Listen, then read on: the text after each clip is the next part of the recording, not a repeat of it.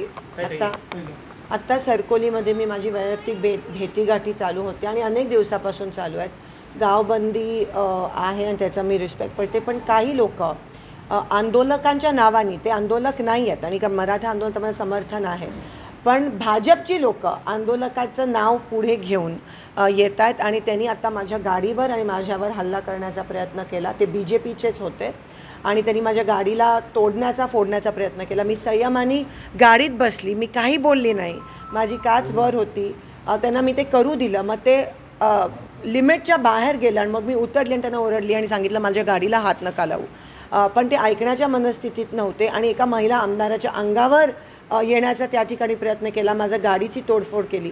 ते आंदोलक नव्हते, पण आंदोलनाचं नाव पुढे घेऊन भाजपची लोक असं करतात, ह्याचा आपण निषेध करूया।